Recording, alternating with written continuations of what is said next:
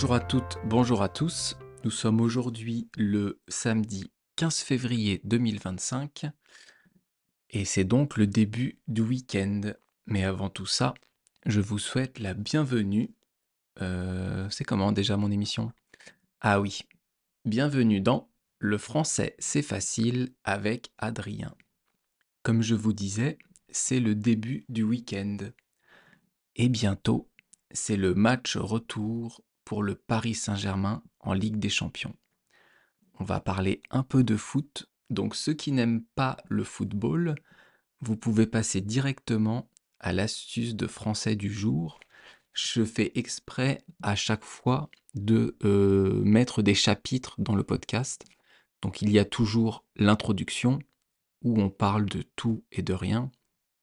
Après vous avez l'astuce de français ou de méthodologie ou de prononciation ou de grammaire au choix. Et après, vous avez l'expression du jour. Donc je vous disais, le football. Moi, je suis supporter du Paris Saint-Germain. J'aime cette équipe depuis des années. Je ne regarde pas tous les matchs, mais une grande partie des matchs. Et bientôt, il y a un match de Ligue des Champions, un match retour pour les huitièmes de finale. C'est contre l'équipe de Brest. C'est marrant parce que la Ligue des Champions, c'est une compétition internationale, enfin européenne, avec les meilleurs clubs de chaque pays. En fait, vous avez un classement dans chaque pays qui s'appelle la Ligue 1 en France, la Première Ligue en Angleterre, la Liga en Espagne. Et en fait, les 3 premiers clubs de chaque pays, je crois, sont qualifiés pour la Ligue des Champions de l'année d'après. Et ensuite, vous avez des barrages sur les clubs d'après. Bon, bref. Je vous dis tout ça pour vous dire que c'est une compétition européenne. Et donc, vous avez des clubs français, anglais, espagnols, etc., qui affrontent des clubs d'autres pays. Et là, on a un huitième de finale entre deux clubs français. C'est déjà assez rare que des clubs français, enfin que plusieurs clubs français se qualifient pour les huitièmes de finale de Ligue des Champions, que c'est assez marrant de signaler et de souligner que là, c'est deux clubs français qui vont s'affronter. J'espère que Paris va en sortir gagnant, évidemment, parce que, comme je vous le disais, j'aime beaucoup ce club, et même avant qu'il y ait les stars comme Mbappé, Neymar et Messi. Maintenant, ils sont tous les trois partis, et c'est très bien comme ça. Le collectif et le collectif. C'est ça qui est important au foot, c'est pas les individualités. Alors l'expression du jour, c'est je passe du coq à l'âne ou sans transition, comme on dit. L'expression du jour, c'est qui fait le malin tombe dans le ravin. Mais avant, comme d'habitude, un conseil méthodologique pour apprendre une langue. J'en ai déjà parlé dans les premiers podcasts, je crois, mais c'est tellement important que je vais en reparler aujourd'hui et je vais vous en reparler plusieurs fois sur différents podcasts. Ce qui est important, c'est de comprendre la proportion entre ce qui va rentrer dans votre tête vis-à-vis de la langue que vous apprenez et ce qui va en sortir. On appelle ça input et output. Input, output. Tout ce qui est input, c'est ce qui va rentrer. Donc ce sont les entrées. C'est ce que vous allez lire, c'est ce que vous allez regarder à la télé ou sur votre ordinateur, sur YouTube. C'est ce que vous allez écouter. Donc les podcasts, les livres audio, les contes que je sors tous les jeudis à 18h. Il n'y a pas d'explication, c'est uniquement le conte de Grimm ou le conte de Perrault. Ce sont des petites histoires, pas très longues. J'essaye de parler doucement pour que vous puissiez comprendre, pour que votre cerveau puisse assimiler la prononciation française. Donc ça, c'est ce qui est input, c'est ce qui va rentrer dans votre tête. Quand vous lisez un cours que vous essayez d'apprendre, quand vous lisez une leçon, quand vous lisez un livre, c'est ce qui va rentrer dans votre tête, c'est de l'input. Tout ce qui est output, c'est ce qui va en sortir. Donc c'est quand vous parlez et quand vous écrivez. Quand vous parlez japonais, français, japonais. Non mais comme je pense au Japon, comme je pense au japonais, c'est spécial. Quand vous parlez français, c'est ce qui va sortir de votre bouche. Donc vous essayez de faire des phrases en français afin de pouvoir communiquer. Quand vous écrivez, c'est la même chose. Quand vous essayez de former des phrases en français sur un papier ou sur votre téléphone, ça va sortir de vous. C'est votre main qui va agir, contrôlée par votre cerveau. Tout ça, c'est de l'output. Le ratio input-output optimal, c'est à peu près 70-75% d'input et 25-30% d'output. Donc, il faut vraiment bien comprendre que c'est essentiel d'écouter du français. Putain, je vais y arriver. C'est essentiel d'écouter du français. C'est essentiel de regarder des films en français, des séries en français. C'est essentiel de lire du français, des mangas. Putain, c'est incroyable de se tromper 3 fois de suite. C'est important de lire des livres en français, des bandes dessinées, des choses que vous connaissez déjà, mais que vous allez lire en français. S'il y a un livre que vous aimez, dans votre langue, dans votre pays, vous le trouverez forcément en français sur Internet. Et ça, c'est vraiment important. Donc il faut faire rentrer le maximum de choses pour qu'après, vous assimiliez la langue et que ça puisse sortir plus facilement. Et comment on fait rentrer, je vous l'ai dit, lire, écouter et regarder. Et pour moi, ça c'est quelque chose de personnel parce que j'adore les podcasts. Je trouve que les podcasts, c'est extraordinaire pour apprendre une langue. J'écoute énormément de podcasts anglais et japonais, surtout japonais, et vraiment, ça me permet de m'amuser, d'assimiler du japonais et de comprendre de mieux en mieux. J'ai même pas l'impression de faire d'efforts. Je laisse juste le podcast se défiler dans ma voiture, ou quand je promène les chiens, ou quand je suis tout seul dans la forêt en promenade. J'écoute, tout simplement j'écoute.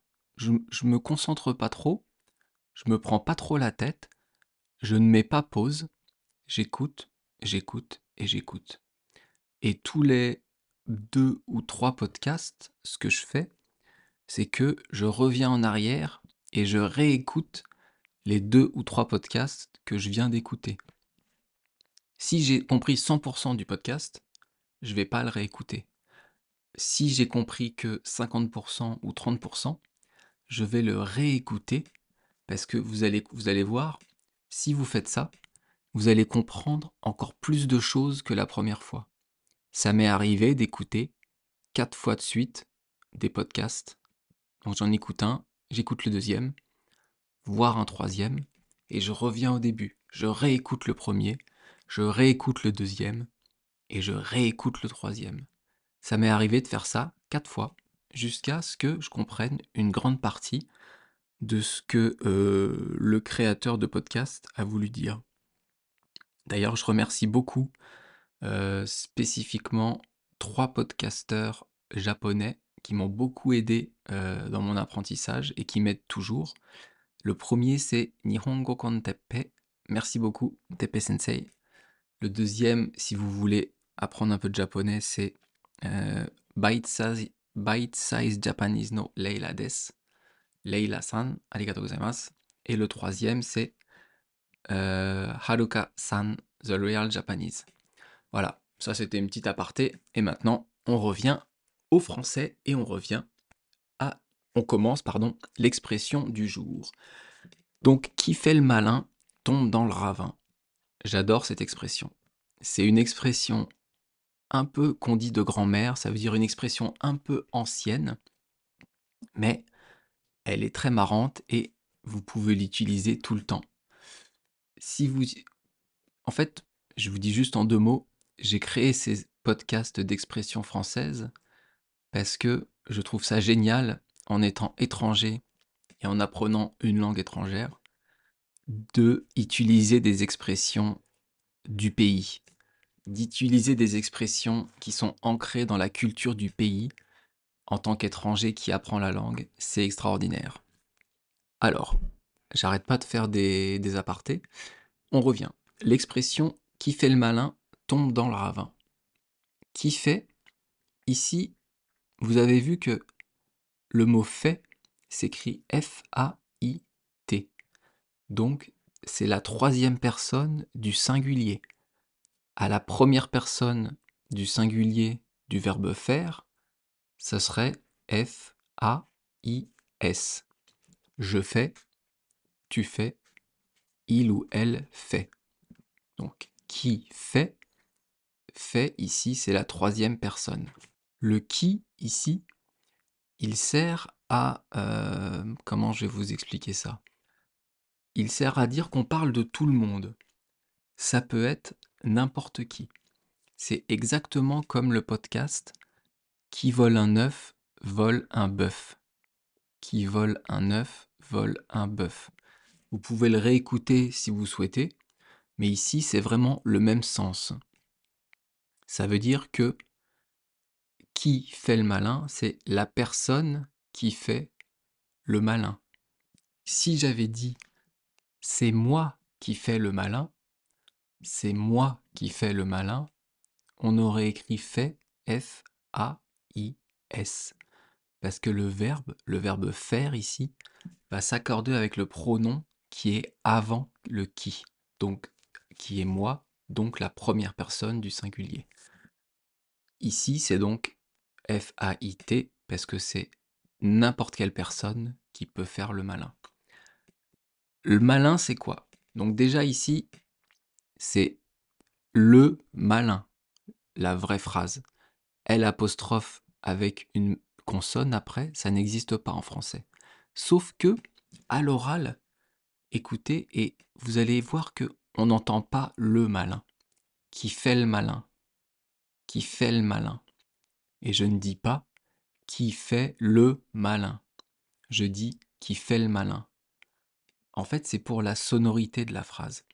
Écoutez. Qui fait le malin tombe dans le ravin. Qui fait le malin tombe dans le ravin. Vous voyez, il y a une espèce de ressemblance entre les deux propositions. Il y a une symétrie, il y a une musique. Qui fait le malin tombe dans le ravin. Nanani, nanana. Et je ne dis pas qui fait le malin tombe dans le ravin. Là, il n'y a pas de musique, il n'y a pas de sonorité précise. C'est pour ça que, à l'oral, on enlève le E du L et on met L apostrophe. Alors ça veut dire quoi? Faire le malin. Le malin tout seul, donc si on prenait le malin sans le reste de la phrase, ça peut vouloir dire un diable, quelqu'un de mauvais. On dit d'ailleurs un esprit malin. C'est un esprit qui veut faire du mal à l'autre. Mais ici, faire le malin, c'est déjà une expression en soi. C'est une expression dans l'expression. Et faire le malin, ça veut dire faire l'intéressant. Bon, ça aussi c'est une expression, mais ça veut dire, comment vous expliquer? Faire des choses inhabituelles pour se faire remarquer, pour se donner en spectacle. Je vous donne un exemple.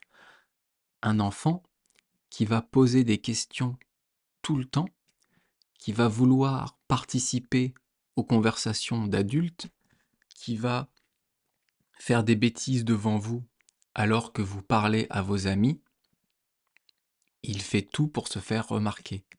Il fait le foufou, il fait le malin. C'est ça, faire le malin. Donc ici, vous avez compris qui fait le malin. Ensuite, le verbe c'est tombe. Qui fait le malin tombe dans le ravin. Tombe, ça vient du verbe tomber.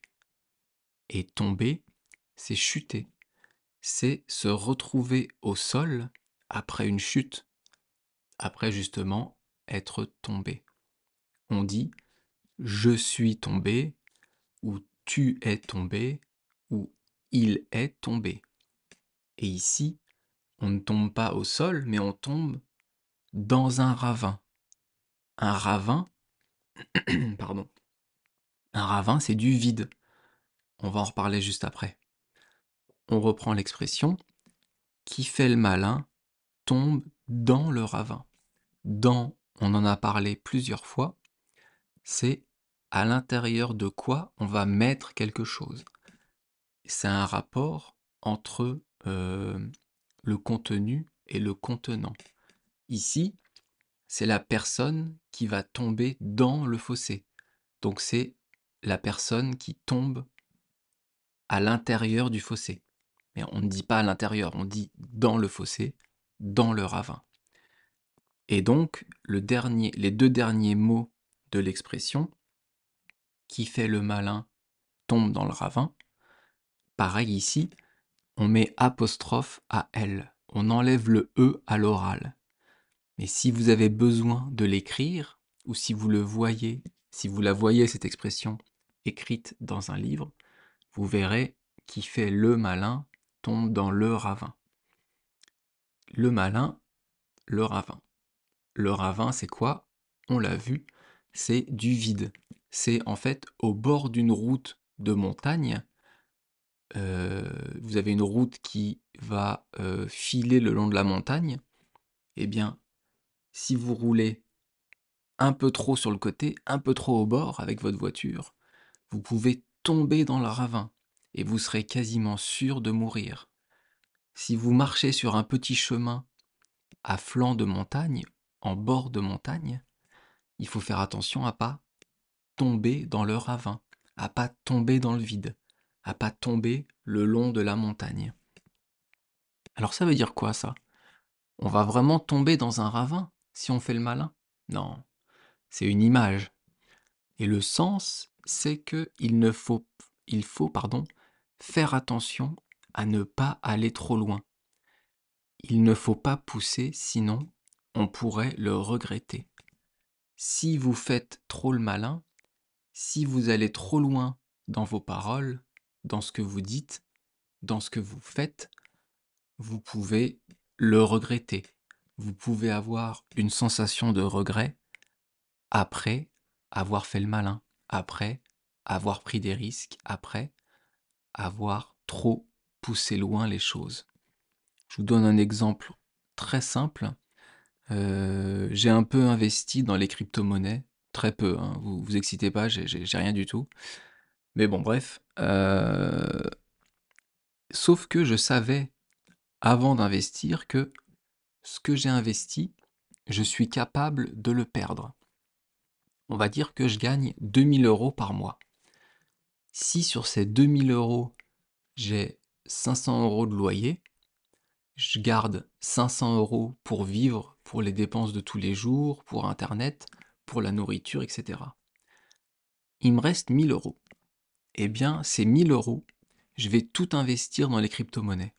Alors que je sais que les cryptos, que le Bitcoin, que l'Ethereum, que ce que vous voulez, là, dernièrement le même Trump, là, cette connerie de shitcoin, bon bref.